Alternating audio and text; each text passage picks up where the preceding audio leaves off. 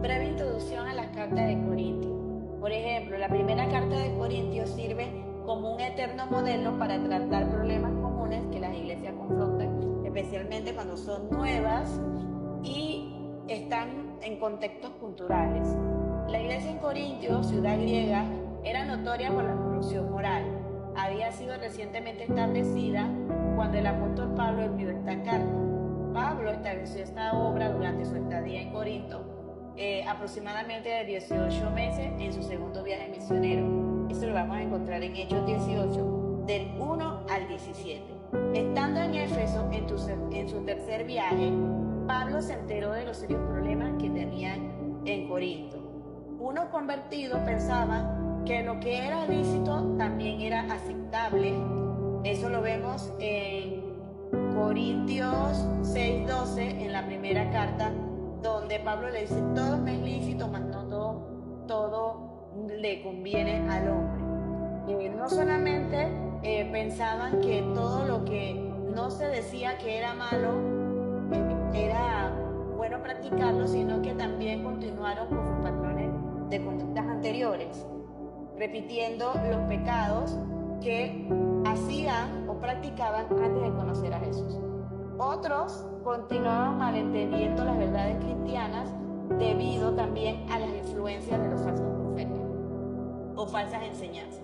Ellos se dieron a conocer porque decían que Cristo no había resucitado de los muertos. Eso lo encontramos en 1 Corintios capítulo 15, el versículo 12, y además había informes sobre las peores clases de inmoralidad sexual. Lo vemos en 1 Corintios capítulo 1, capítulo 5, versículo 1, el capítulo 6, del 15 al 16.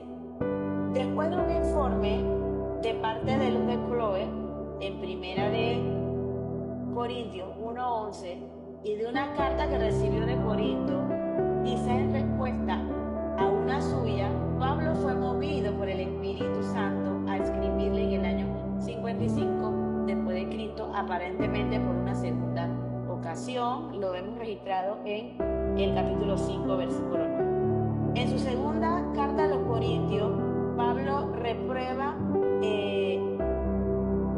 sus actitudes espirituales, pero también provoca reacciones variadas. Así que en la iglesia de Corintios, como resultado de la segunda carta que Pablo les envió, un llamado de atención, muchos de los creyentes corrigieron su conducta pecaminosa y comprendieron mejor las verdades cristianas. Estas buenas noticias fueron traídas por Tito a su regreso de visita a Corinto. Eso lo vemos en el 1 Corintios 7 al 6, y el capítulo 13 y el capítulo 16. Sin embargo, no todas las noticias eran buenas. Una minoría de la gente de la iglesia no se había arrepentido, pero continuaba siendo miembro de la iglesia y tenían un resentimiento que iba en aumento en contra del apóstol Pablo. Peor aún, los maestros falsos se oponían a Pablo y al evangelio de la gracia y continuaban infiltrándose dentro de la iglesia de Corinto. Eso lo vemos en el capítulo 11, versículo 4. Pablo había invertido bastante tiempo en las vidas de los creyentes.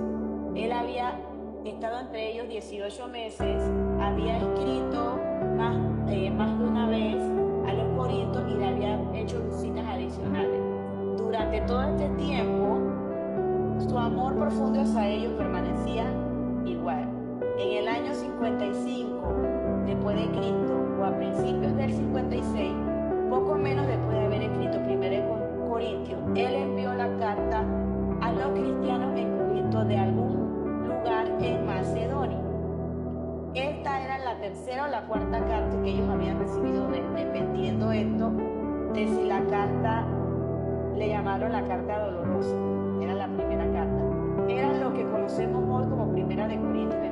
Esta carta, Pablo quería que sus lectores supieran que la defensa definitiva de su apostolado, de su autoridad, era la gracia de Dios que le fue mostrada como un recién llegado en comparación con los apóstoles que le presidieron antes.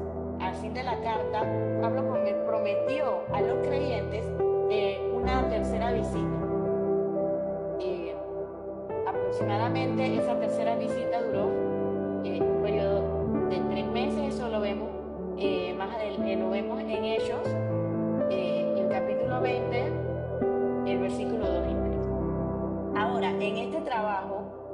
compararemos las debilidades, amenazas, fortalezas y oportunidades que tenía la iglesia de Corintios y haremos una comparación con esas amenazas, oportunidades, debilidades que enfrentó la iglesia de Corintios y que hoy se pueden transformar para la iglesia contemporánea de hoy, la iglesia organizada que el Espíritu Santo nos ha dejado para que pueda vivir o ayuda a la iglesia a vivir de acuerdo a los estándares de Dios. Para este estudio se dividió las dos cartas en tres grandes secciones. La número 1 es Libertad Cristiana, que abarca del capítulo del 1 al 10. La segunda sección es las pautas para la adoración, capítulo 11 al capítulo 16 de 1 Corintios, y la tercera y última sección es el ministerio apostólico de Pablo. Se utilizó toda la segunda carta de Corintios del capítulo 1 al capítulo 13. Ahí veremos un repaso reciente de todo del ministerio apostólico. Ahí se pueden encontrar las enseñanzas o principios para ofrendar, y también vemos cómo Pablo pues se defiende de las críticas que hacían en contra de él, de su ministerio y de su apostolado. Entre algunas otras cosas, podemos decir que la iglesia el trasfondo de la iglesia de Corinto puede llamar la atención. ¿Cómo era la ciudad? ¿Cómo era su gente? Corinto era una ciudad grande, ubicado cerca de Atenas, pero los estudiosos y eruditos creen que ahí pudo haber tenido primero 250.000 personas libres más 400 esclavos. Así que la mayoría de los estudiosos bíblicos eruditos llegan a ese acuerdo. Era una de las ciudades más pobladas en Roma, seguida de Alejandría, Antioquia y de la ciudad de Éfeso, Filipos. Las ciudades grandes son muy comunes hoy, mucho más que antes. Hay más de 400 ciudades grandes con más de 1 millón de personas. Más de la mitad del mundo vive en ciudades grandes, pero no siempre ha habido tantas ciudades grandes. En 1850 solo había 4 ciudades en el mundo con poblaciones de más de 1 millón. Corinto era una ciudad grande en su día, y las ciudades grandes eran blanco favorito para el evangelio. El evangelio que anunciaba el apóstol Pablo. Aquí él veía una oportunidad para que el evangelio se extendiera mucho más rápido, por eso que utilizaba las ciudades grandes como puntos de predicación. Corinto era famosa por su comercio, conectaba a 2 mares, Egeo y el Adriático, 4 millas solamente.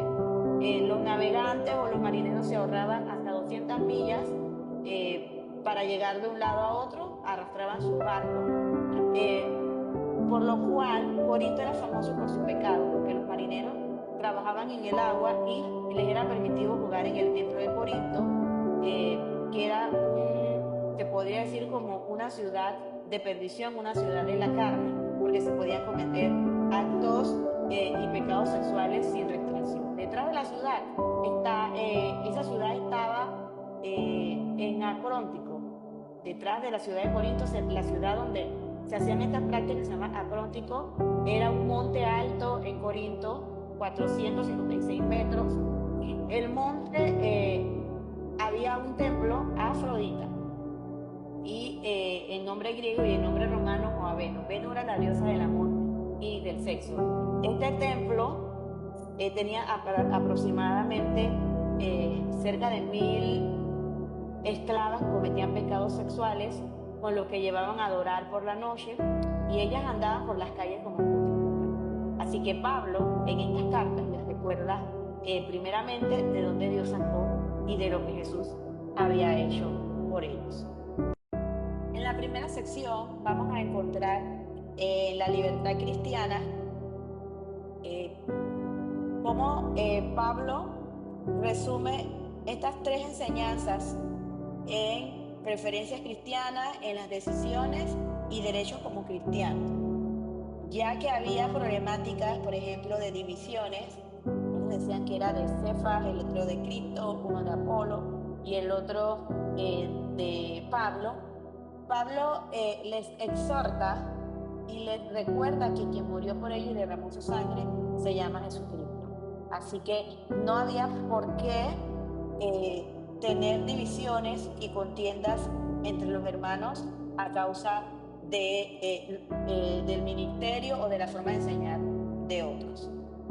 En los problemas de inmoralidad vemos cómo directamente Pablo habla de aquel líder, miembro dentro de la iglesia de Corinto, que había tomado a la mujer de su padre como esposa. Él hace una reprensión, es más, dice, no se nombre entre los gentiles, habla de que Dios no es ni ha dado el cuerpo del hombre para la fornicación. Les recuerda que somos un solo cuerpo en Cristo Jesús y que no debemos interpretar o enviar un mensaje cristiano equivocado y llevar un ministerio equivocado. Había no solamente en esta primera subdivisión, en esta división, problemas inmorales, sino también había problemas de estafas, problemas de juicios y de acusaciones falsas entre hermanos que promovían situaciones penosas dentro de la iglesia. Entonces, el apóstol hace un llamado, primeramente, cesar las divisiones, llama a ponerle fin. Y en Corintios, el capítulo 12 dice, la iglesia como un solo cuerpo de Cristo no debe dividirse en distintas partes. Uno de los problemas éticos principales de la iglesia y reprende por la falta de negligencia dentro de la iglesia y por permitir y no corregir a quienes lo practican. También habla de aquellos cristianos que tenían demandas judiciales entre cristianos, había discordia, que llevabas a tu hermano a la ley, acusabas a tu hermano, sea por falsedad o no, porque no había la capacidad de resolver un problema conforme a la Escritura bajo una buena voluntad, ¿verdad? Y también habla de la pureza sexual de los creyentes y nos deja un principio perdurable donde dice que aquellos que tienen una comunión personal con Cristo deben tener una conducta que le honre. Mucho más adelante responde preguntas a los corintios sobre el matrimonio, sobre la sorcería, sobre las obligaciones de los cristianos en el matrimonio, sobre el principio del contentamiento y también aconseja a los solteros. Da instrucciones también no solamente para los solteros, sino para aquellos que por algún motivo habían querido separarse. Y termina dejándonos un principio perdurable, basado en la familia, como Dios es el centro. Dios le concede a algunos el don del cónyuge, más a otros les da el don para estar solteros.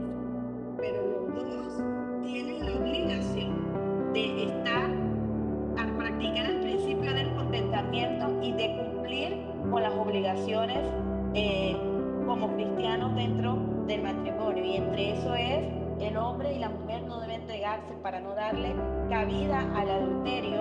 El soltero no debe dar su cuerpo para la fornicación, sino debe guardarse y honrar al Señor. En esto las mujeres deben estar sujetas y tener un buen comportamiento y ser mujeres honrosas. En esta misma sección hay otras preguntas sobre la libertad del cristiano y hasta dónde puede hacer prácticas o participar de prácticas cuestionables. El problema de los alimentos ofrecidos a los ídolos, muchos comían, muchos participaban. La ligereza al disciplinar a los que querían desobedecer las normas de Dios y la advertencia contra la confianza presuntuosa, la incompatibilidad de las celebraciones a los ídolos, y lo mezclaban con la cena del Señor y algunos principios generales y consejos prácticos. Debe hacer todo lo que se haga para la gloria de Dios y el beneficio de los demás. El creyente no debe poner en peligro su comunión con Cristo o la de otros. El tema de la conciencia y el de la libertad cristiana.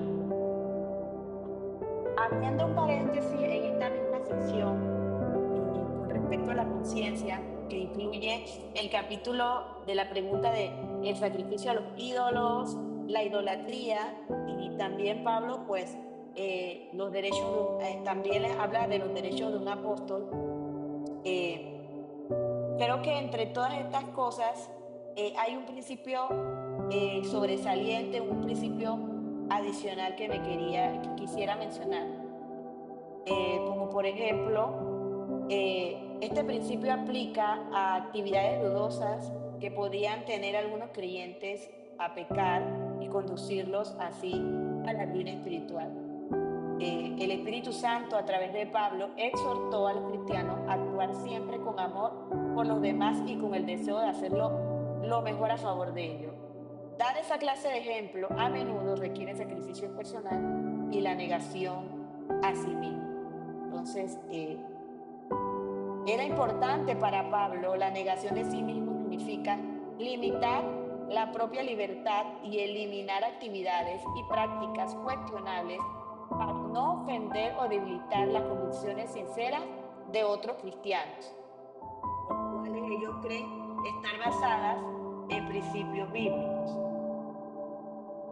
Lo opuesto a la negación de sí mismo es la determinación, sería una determinación egoísta al defender el derecho a ser lo cuestionado, aunque esto pudiera influir a otros para conducir en contra de su conciencia y a comportarse de una manera que ellos no consideran correcta. Esto sería sabiendo nosotros como cristianos que hay prácticas que son cuestionables y deja mucho que pensar. El apóstol recomendaba que como miembros de una sociedad y miembros de la iglesia debemos más bien abstenernos para no ofender a los que consideran o tienen cierto grado de moralidad, no solamente en los principios divinos, sino también en los principios éticos y morales. Hoy vemos hombres y mujeres que no conocen, no tienen un amplio conocimiento de Cristo, mas llevan una vida moral y ética muy alta. Entonces, vemos a creyentes, este sería el otro extremo, vemos a creyentes que tienen la verdad divina y llevan una vida bastante cuestionada. Entonces, el principio que perdura es que todo lo que se haga debe ser para la gloria de Dios y en beneficio a los demás, sea el matrimonio, sea el ser soltero, sea en las obligaciones matrimoniales, porque al estar sujetos dentro del matrimonio, enseñamos o practicamos como la iglesia también está sujeta a Cristo Jesús. En el capítulo 9 podemos mencionar que había como una cierta murmuración de la iglesia de Corintios, que por qué deberían sostener a Pablo o a los ministros.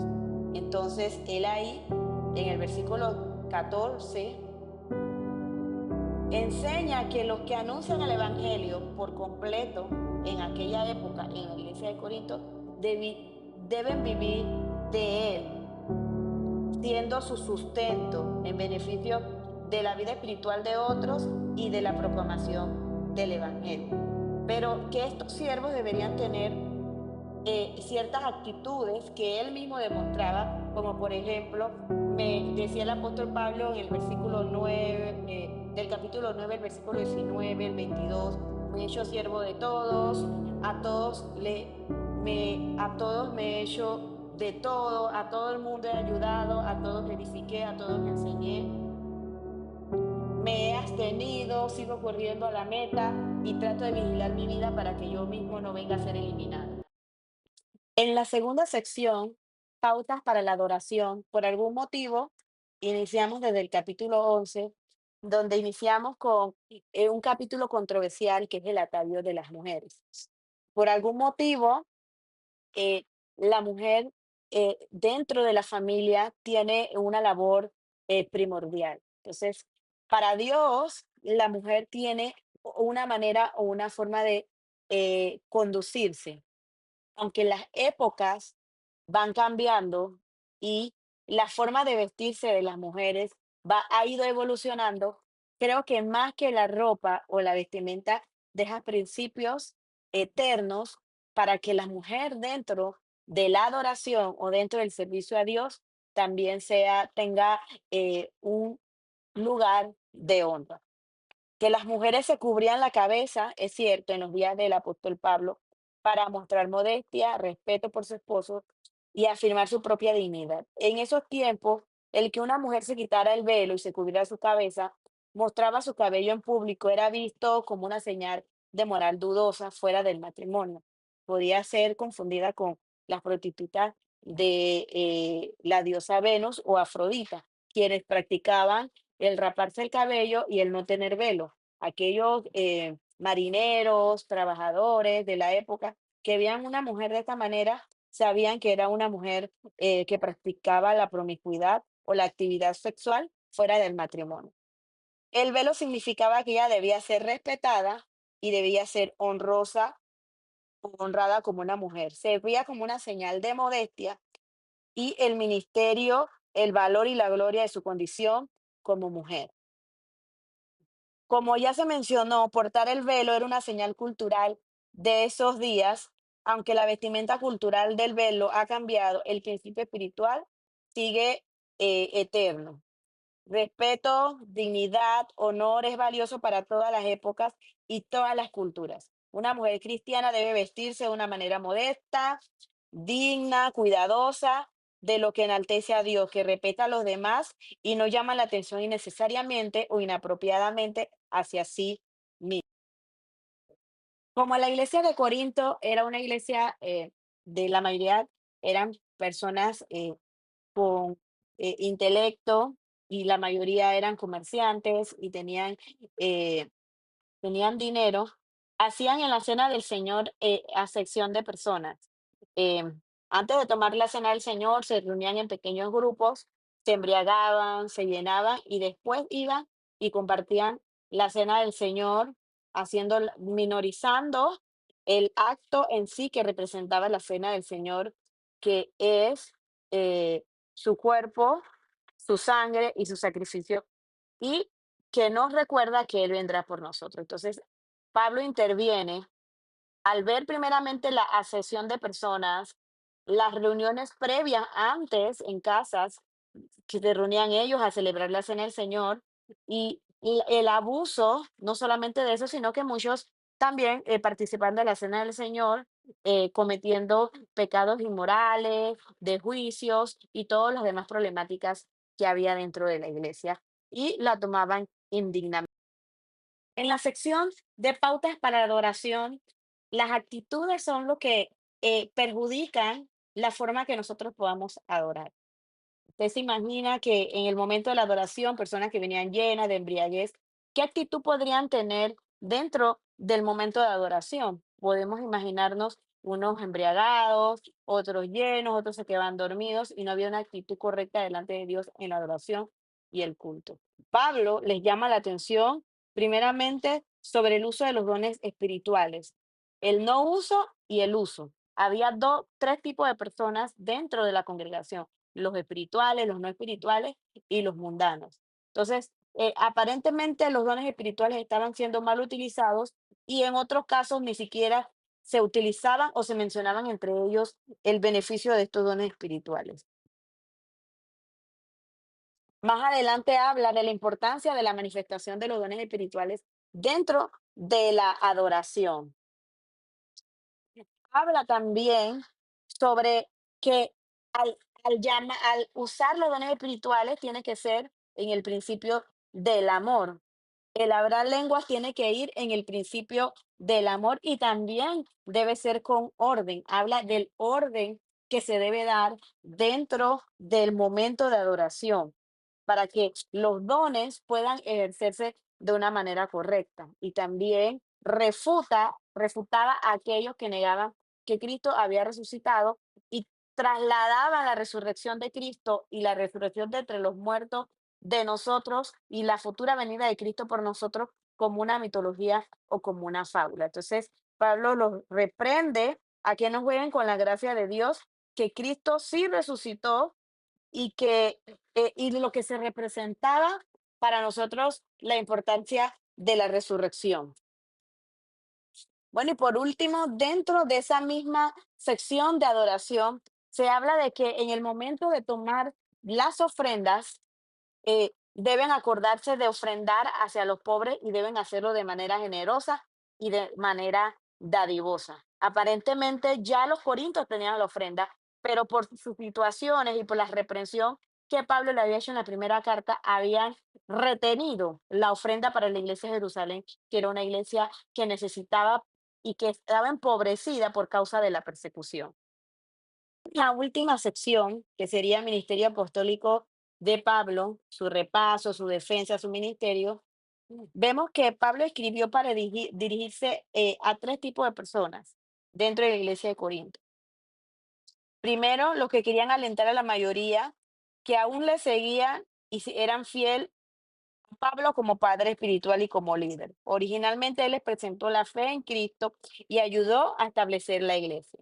Él quería poner al descubierto a los falsos profetas, falsos líderes y mensajeros que hablaban mal de él con la esperanza de socavar o derribar su ministerio, su autoridad y transversaban el mensaje que el apóstol quería transmitir. Él quería advertir también y reprender con firmeza a la minoría de la iglesia que estaba bajo la influencia de los adversarios de Pablo y resistían la autoridad y corrección. Pablo defendía la integridad de su ministerio y reafirmó su autoridad como líder pionero de la iglesia de Corinto. También estableció sus motivos claros, amor y preocupación por los de Corinto y les advirtió contra la rebeldía. Vemos un ejemplo digno de admirar. El apóstol Pablo rinde cuentas, explica los motivos de sus viajes por el cual no llegó cuando tenía planificado llegar. Habló de la disciplina, pero una disciplina no para hacer caer a los más débiles o a los que han fallado, sino una disciplina y una rápida capacidad para perdonar a quienes nos han ofendido. También habló sobre la gloria del nuevo pacto, eh, l- lo que debemos sufrir como ministros del Señor y que debemos enfrentarlo de una manera de una dedicación, de una dedicación compasiva. Pablo defendió también su autoridad, justificó su ministerio en Corinto y afirmó sus derechos como un apóstol genuino. También hizo una oración que trasciende por los corintios y también les advirtió y les dejó sus expectativas, no que fueran exitosos, sino que fueran fieles a Dios. Entonces, ya hemos visto las problemáticas de la iglesia de Corinto y creo que podemos hacer algunas comparaciones. Como por ejemplo, sabemos que hubo cuatro problemas muy fuerte dentro de la iglesia y hubieron varias preguntas que el apóstol resolvió. Todos sabemos que la palabra iglesia significa los que son llamados como miembros de ellos, entonces somos llamados a vivir santos en Cristo. Debemos ser santos en nuestras acciones, en nuestras actitudes y en nuestra situación, en la manera como enfrentamos la vida.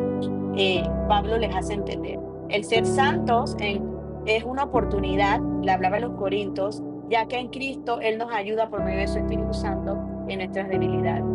Él les recuerda que Dios nos brinda estas oportunidades para mejorar, para ganar a otros, para Cristo. Más, estos problemas dentro de la iglesia de Corinto se volvieron primero en debilidades. Somos tentados a vivir sin Dios cada día, pero debemos dejarnos arrastrar por las actitudes de este mundo, los problemas sexuales, las prácticas inmorales, los juicios, las difamaciones entre hermanos, las relaciones familiares, las malas prácticas de las mujeres, a limitar a las adoradoras de Venus, el uso de la cena del Señor, el no uso y el abuso de los dones espirituales, llevó a la iglesia de Corinto a entrar en amenazas latentes.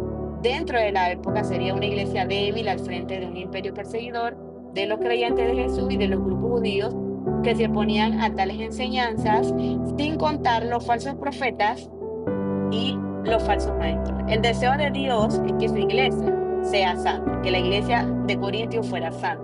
En todas sus acciones, que se use con sabiduría los dones espirituales, que seamos creyentes maduros en Cristo, que fueran creyentes maduros en Cristo, no mundanos, espirituales, y que tengan la capacidad de entender o interpretar las escrituras. Los estándares de Dios para Corinto no eran que fueran exitosos, sino que fueran fieles. Dios quería enseñar sobre la importancia de la corrección, de la disciplina, que convierte al hombre en una oportunidad de crecimiento. No era el padre espiritual de los corintios. Él estableció la iglesia allí en su segundo viaje misionero. Ellos y las falsas enseñanzas y los falsos profetas refutaban por el hecho de que él no fue discípulo de Jesús directamente. Y el propósito de la segunda carta es defender su ministerio. Los rebeldes de la iglesia de Corinto causaron problemas, atacaron su ministerio, criticaron su carácter. Es más, metían dudas sobre si debían sostener el ministerio de Pablo o no, y sobre las ofrendas que se tomaban. Su autoridad, en pocas palabras, dicen a Pablo que no era un apóstol verdadero. La fortaleza de Pablo era de un creyente maduro en la fe, cual en vez de enojarse contra ellos, vio una oportunidad para corregirlos, porque dice que su amor por ellos jamás hubo. Con esta carta les enseñó algunos principios: viva con una conciencia limpia, sea sincero, sea sensible al Espíritu Santo, enfatice lo positivo, tenga un amor equilibrado que sea estricto. Cuando la disciplina sea necesaria, úsela para restaurar, no para lastimar. Esté pronto a perdonar. Él inicia su defensa. Vuestras cartas sois vosotros mismos, cartas de Cristo, escritas con tinta, sino con el Espíritu del Dios vivo. Da a entender que él como comandante, que el comandante de la iglesia es Cristo y que él es su mensajero y que ellos son su fruto. Ellos son las cartas. Los creyentes en Jerusalén estaban padeciendo económicamente, al menos por las razones de la persecución, desde que se inició cuando perdieron a Esteban, al diácono. Ellos necesitaban el apoyo, mas la iglesia de Corintios, por los conflictos, había retenido esa ayuda. Hubo gran hambruna y Pablo les enseñó no sobre el diezmo ni sobre la ofrenda local, sino un principio de generosidad, y vio una oportunidad al ver que los corintios se habían arrepentido para hablarles sobre el tema, que cuando dependemos de Dios no podemos dar más allá de nuestra capacidad humana. Si comparamos, si no hubiera sido por los problemas que tuvo la iglesia de Corinto, la iglesia contemporánea no tendría alguna base para resolver las problemáticas que hoy nos enfrentamos en la iglesia. Al igual que la iglesia de Corinto, nos encontramos, muchas de nuestras iglesias se encuentran en grandes ciudades con diferentes culturas. Las prácticas hedonistas, de vanagloria, sodomismo, de idolatría, han continuado a través de la época y han prevalecido. La problemática de la iglesia siguen siendo la misma, por supuesto, unas más que otras. Otras tienen más debilidades y otras tienen menos debilidades, pero creo que esas debilidades nos llevan a analizar nuestras acciones, en dónde nos encontramos y nuestra situación. La confusión dentro de la iglesia de Corintios trastocó con amenazas la adoración y la esperanza suprema de la resurrección de los muertos de algunos que consideraban tan santos que no creían que necesitaban a Cristo y que no necesitaban la bendita esperanza. Se hacían enseñanzas falsas, tanto griegos como judíos y creyentes, y algunos pensaban que realmente era una fábula y tomaban las enseñanzas de la resurrección de Cristo y de nuestra resurrección como un tema de relajo. Se convirtieron en un grupo de pensadores igual que los filósofos de la época. Cambiaron hasta su manera de adorar, el orden que el Espíritu Santo le dio a la iglesia. Hoy día sigue siendo la misma debilidad que nos llevan a las amenazas de caer en cristianos mundanos y cristianos no espirituales. No podría decir que directamente dentro de las congregaciones o de la iglesia en sí, porque creo que la iglesia ha ido evolucionando y ha sabido reconocer lo falso de lo verdadero. Tal vez lo falso esté un poco más afuera, pero vemos a una iglesia que sí sigue decayendo en las prácticas inmorales y tal vez llevando una vida más oculta porque entendemos de que delante de Dios una vida oculta negativa son reprobadas. Entonces, estas mismas debilidades y estas mismas amenazas siguen siendo perjudiciales para la iglesia porque somos las cartas escritas con la tinta del Espíritu Santo. Entonces, los temas sobresalientes que creo que nos darían oportunidades y fortalecerían nuestra vida espiritual y ministerial serían las mismas. Sería de vivir una vida santa y una vida agradable de Dios, manteniendo la unidad que el Espíritu proporciona y entendiendo que somos un solo cuerpo en Cristo Jesús. Ahora, la iglesia contemporánea tiene privilegios, hay mucha más libertad, no somos perseguidos actualmente como lo fue la primera iglesia, por lo cual no debemos abusar ahora más que nunca de la libertad que nos da Dios. ¿Por qué? Al abusar de la libertad causamos efectos negativos en la adoración y en el culto racional, tanto en nuestra individual como en conjunto. Hoy la iglesia, en la gran mayoría, es una potencia financiera que se ve afectada por corrientes externas equivocadas sobre la prosperidad. Y un principio importante del dar eh, nos deja la iglesia de Corinto. Cuando ellos entendieron las verdades cristianas, se apresuraron por enviar la ayuda que necesitaba la iglesia de Jerusalén. Yo creo que el dar en este caso, hoy tenemos las iglesias misioneras, los hermanos misioneros y iglesias de tal vez que no tengan la potencia económica que tengamos, que tienen otros ministerios, debemos tenerlos presente a ellos en dar responsablemente, en ofrendar generosamente a quienes sufren, a quienes lo necesitan y que llevan una vida. Conclusiones generales de este estudio de la Carta de Corintios, eh, número 1 y número 2. Esta epístola del Nuevo Testamento se concentra más en los problemas de la iglesia al tratar los más variados problemas de Corinto. Pablo da principios claros y duraderos de los cuales son relevantes y pueden ser usados por la iglesia de hoy, por los cristianos de hoy, por la iglesia contemporánea de hoy. En el capítulo 1, versículo 10, en el capítulo 6, versículo 17, el capítulo y el versículo 20, el capítulo 7, versículo 7, el capítulo 9 del 24 al 27, el capítulo 10 del 31 al 32 y el capítulo 14 del 1 al 10, el capítulo 15 del 22 al 23. Número 2. Hay un énfasis general en la unidad de la iglesia local. Como cuerpo de Cristo, un cuerpo con muchos miembros o partes, pero con un propósito unido y que es de glorificar a Cristo y divulgar su mensaje en la comunidad y en el mundo. Podemos ver este enfoque sobre también la unidad del cuerpo de la iglesia en las secciones acerca de divisiones del seno del Señor y también los dones espirituales. Número 3. Esta epístola contiene la enseñanza más extensa del Nuevo Testamento en asuntos importantes tales como el celibato, el matrimonio, las segundas nupcias en el capítulo 7, la cena del Señor en el capítulo 10, el capítulo 16, el capítulo 21, el capítulo 10, versículos 16 al 21, el capítulo 11, versículos 17 al 34, el hablar en las lenguas, las profecías, los dones espirituales en las reuniones de adoración, el capítulo 12 y 14, el verdadero amor divino, el capítulo 13, y la resurrección del cuerpo en el capítulo 15.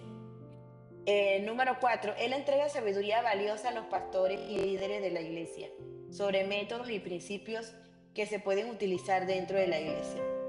recalca la posibilidad de que las personas puedan alejarse de la fe de Cristo, que en algún momento fue genuina si persisten en una conducta impía. Es la más autobiográfica de las epístolas de Pablo. Él escribe y expone más sobre su trasfondo, su situación y perspectiva personal. Sus muchas referencias personales se hacen con humildad, con transparencia y se siente como un tono de sinceras disculpas y aún bochornoso ante la necesidad de defenderse. Se siente el tono de la escritura de esta carta. Sobrepasa a todas las otras epístolas de Pablo del Nuevo Testamento en la revelación de la profundidad del amor y del interés por sus hijos espirituales. Lo más contempla la teología, la más completa teología sobre el sufrimiento cristiano, el cual vemos en el capítulo 1 de Segunda de Corintios, versículo del 3 al 11, Segunda de Corintios, capítulo 4, versículo 7 al 18, Segunda de Corintios 6 del 3 al 10 y Segunda de Corintios, capítulo 8 y el capítulo 9.